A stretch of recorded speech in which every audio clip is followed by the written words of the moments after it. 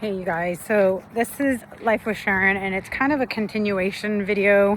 When I was in Roseburg, I did a medical update, and I'm at the park now because I really need some fresh air, and I have all these thoughts going on in my head, and I'm 50, and I have spent years trying to heal and fix myself and find the magic cure and try this pill and that supplement and this medication and that medication, over the counter, prescribed, a gazillion different modalities, from yoga to fascia release to energy healers and everything in between, therapists, EMDR, like somatic dance and all this stuff, and different diets, frequencies, music, affirmations, you name it, I've tried it. I mean, I've even tried like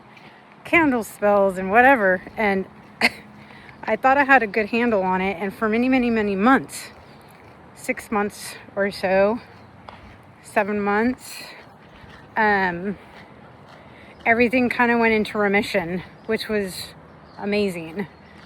And even with surgeries, things got a little wacky doodle with the second surgery for October and November, but even that kind of like mellowed out, but it didn't change the autoimmune blood work. Like, that was staying consistent.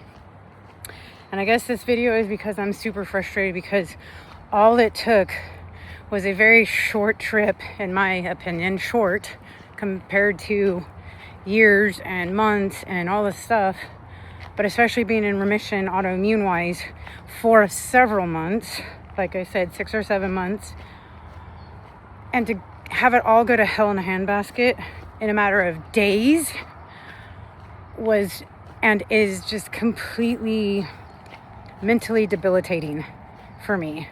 Like, I'm in a space of depression and exhaustion. I'm still really exhausted. I'm completely flared up. I have, like I said, rashes. I've got psoriasis. I'm on biologics. The RA is back. It's actually at a high level. All these things. My blood count is all screwed up and abnormal, both the white and the red blood cells. Like, everything's a fucking mess. And my breathing's a mess. And the only thing that I did different was I got excited. I drove down to go see my mom, and I stayed at her house the first night, which was Wednesday, and then 24 hours later she started doing her shit. And so I just kind of like got shell-shocked, freaked out, embarrassed, a bunch of things, and I shoved that down to make peace and to keep the peace. And then the next day she was in a trigger state, and she called me. I was at the hotel, and she's going on and on and on and on and on about my brother and his wife.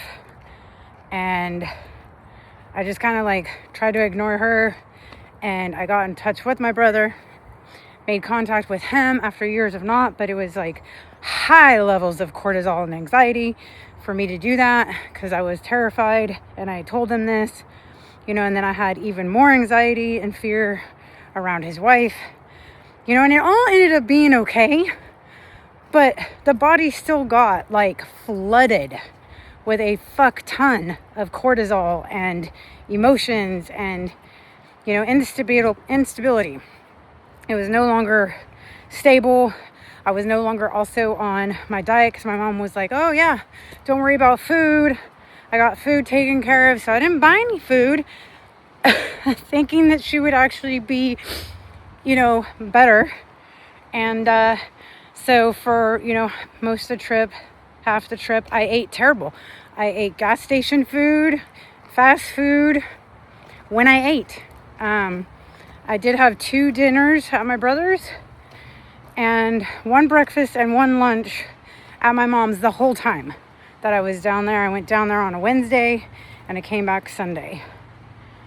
And I'm saying all that because I should not have fallen apart that fast, in my opinion, working so hard and so religiously on my health. And I do not know where I screwed up, and I do not know what happened.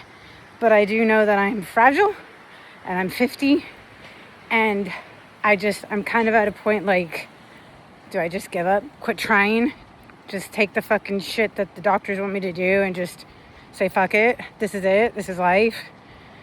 You know, there's a part of me that's like, no, you're a fighter and blah, blah, blah, don't give up. But anybody out there have this same kind of story?